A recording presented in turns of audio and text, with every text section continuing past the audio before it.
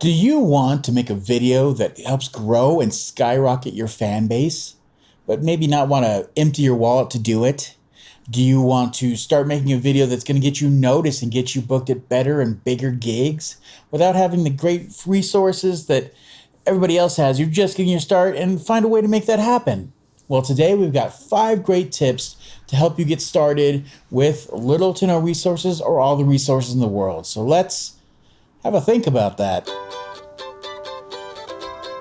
Hey everybody, welcome to today's episode. So glad to have you here with us. We have 5 great tips to help you get out your first video or one of your first videos. If you don't have a lot of resources, you don't have a lot of money to get started, we're going to show you how to get that going and make the most of that situation. Just before we get going, I want to say thank you to everybody who's been watching, who's been listening, everybody that's part of the community. Thank you so much. If you haven't yet, please join us, give us a subscribe, give us a like if this video or these tips help you out at all, and really join us, throw ideas our way. If you have something that you want to talk about or that you don't understand, let us know. We love making videos and podcasts about it. Just sort of throw it our way. We'll make something good about it. But let's get right into today's video. Today's video, we're going to talk about, like I said, 5 great tips that'll help you put together your first video and get that going. And it's really, as a musician, as an artist that's trying to grow a music career, this is the other half. This is the part that you don't think is as important, or maybe you just think it's an afterthought, but it's almost as important as the music you create is the visuals that go along with it, because that's what sticks in people's minds. That's what draws in people that aren't at the shows. That's how you keep that momentum going. So let's get right into 5 quick tips. First tip we want to talk about today, and this one's obviously at the top for a very important reason. You want to set clear goals for your video. So you want to go into this, if you don't have the resources, you can't just throw out these grandeur ideas that are just in your head and you're like, I have this dream, or I want to do this, I want this great concept. You have to have something that is to the point, and you have to have a goal set for, especially your first couple videos. Is this to get our name out there? Is this just to get the experience to do it? Is this to grow our fan base? Is this a promotional video that we want to push more towards venues and booking agents to try to get better gigs? What is the reason for doing this? If you do it well and you're able to, make the most of what you have with your resources that, might not be a lot, they can accomplish all of these things. But it's really best to go into this, especially the first 1, 2, or 3 videos you're doing as a musician, as an artist, for an album, for some singles. This is the best way to think about it. And really, you should write down on a piece of paper, a legal pad, somewhere where you could just sit there and say, here's our goal. And then every idea, every concept you come up with for this video, for the visuals, should feed back into exactly what that goal is. Is this going to serve the purpose of what the video is about, what we're trying to do? Just make sure that it's serving that from the very beginning to the very end, and you will have success, and you will have more resources in the future because you took this time and you were able to grow and get more money and get more influence and get more reach, better gigs. This is how it starts. So you have to really stick to this kind of thing. So make sure you set that goal right away as to what this is about, what's your main goal, what your main focus of this is, and let your visuals and the story you tell be focused mostly on that. Yes, it looks different for whatever you set, so just make sure you keep that in mind. Number 2, we're talking about working without money. So here, number 2 is work with what you've got. So simply said enough, if you have just a camera or just a camera on your phone, that's good enough. You can make some great videos with that. It doesn't matter what you have. You don't have to have great sound equipment.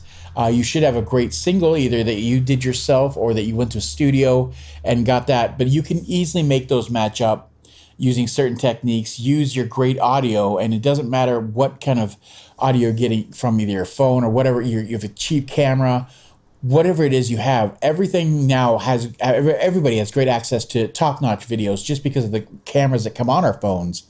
You can make great videos with that. So just make sure that you're taking advantage of that. Other things that you can take advantage of are access to great locations. If you have friends that have, buildings that they're not using, or the church that isn't being used on Thursday nights, or abandoned warehouses that you know of that aren't being used. Somebody has the keys to the place.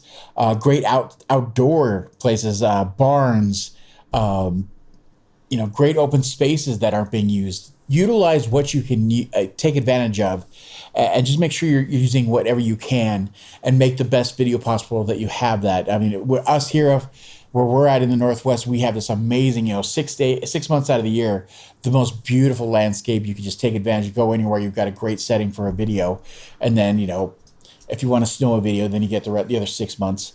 But it's just great. Take advantage of whatever resources you have, and a setting, even if it's just a studio. If you go in to do a recording, talk to that studio engineer. Maybe they can set something up, or you can bring in some cameras or take some extra footage and make a video out of that. Just take advantage of what you have. If you're paying to get studio time and get a recording done, just double down, get two birds with one stone, stretch your resources even further, and do that. I do that for clients all the time, where it's like, hey, you're here, I got the video stuff out, let's make a video out of what you got. And it turns out great and helps them promote the music. It's just a great thing to do. So use that, work with what you've got. Tip number 2. Number 3, keep it simple but impactful. And this is very important because, again, when we're writing things out, when we're scripting things out, when we're building the idea of what we're doing for the video, it's really easy to start throwing things down, and I want to do this, I want to do this. It should be 2 to 3 things. There should be a performance shot of you doing the song, maybe a short story, or just some great visuals doing other things. And those are the main ones. And if there's a story being told, maybe like I said, 2 to 3 different things going on at most, but keep it very simple, because you're going to keep your time and your editing and everything is centered around this. And so you're going to be able to do more with less, and just make sure that it works for real. Make sure you're getting a great performance with a great shot and great visuals. If you have 2 people with, everybody has a phone, have 2 people set them up as best you can, and, make it clap so you can get the audio to sync with everything else, and play the audio along from your song somewhere in the background. And then you could have multiple shots from multiple angles using 2 phones from people in the group, or people, other members of whatever's going on around you. Those kind of things are just, make sure that you keep it simple. You aren't trying to do, 5, 6 different things, 10 different things. I want to get shots of this. I need B shots of this. I need drone shots.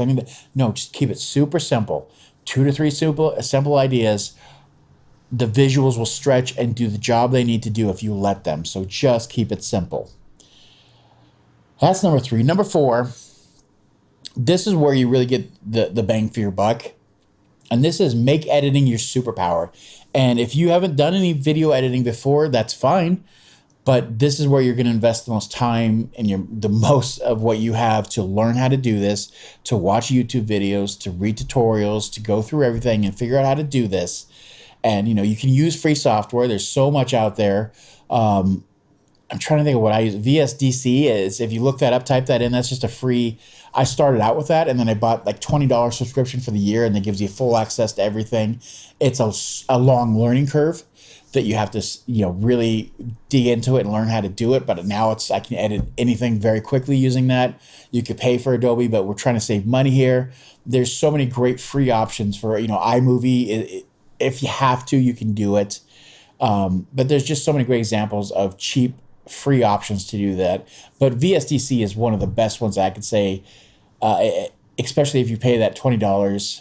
That gives you a whole year of editing things. And it has an option when you pay for that Pro Edition, where it shows you the waveforms for the audio, so you can match them up, sync it, makes everything so super simple. So that's my suggestion. It's cheap, it's effective, and you have a whole year of doing things with that. So make editing your superpower. The more time you invest to learning techniques, learning tricks, learning how to get the right color grading, using LUTs. And if you don't understand these terms, that's fine, but you're going to have to invest the time to learn that, because that's where, if you don't have money or resources, this is how you're going to start to separate yourself and make it look more professional and start growing in that direction. And anything you learn, I promise, is going to just benefit you down the line anyways. Even if you're not doing the cinematography, if you're not doing the video work, you'll understand what they're going for. You'll be able to set up shots. You'll be able to design a story or a script around it better because you understand these things. Number 4, right on number 5. We're getting through these real quick, so I hope these are helping. Number 5, maximize the reach and the attract to your fans, potential fans, and venues. Now, this is the other thing that you have as somebody who's either new or doing their first video. You have time to invest in your social media and the campaign for this versus somebody else that this is part of the cycle, just things that they're getting done. They're getting, as you do this and you get more routine into it, you may be getting like a single every 6 weeks, every 8 weeks, and you got to get a video, you got to get 2 videos, you got to set up, interviews, you've got to be out doing the press. But in the beginning, you don't have to do that. You in the beginning that don't have the resources and aren't in the middle of this circus that we all like to be a part of, you could spend more time like milking this first video, making sure you do like teasers, multiple teasers, split it up into previews, and then you could put parts of it out there and then talk about the story behind it, how it happened. You can milk it for everything you need to make sure it's getting the exposure it needs. Drive those numbers up as much as you can. If you have a couple dollars, you can even invest that in, building an ad campaign around that. Get 100 views, get 200 views, get your name out there. Have something to share on your EPK, on your website, for the venues, for the booking agents. Just make sure you're getting the most out of this and building as much fire underneath that to build it up as much as you can.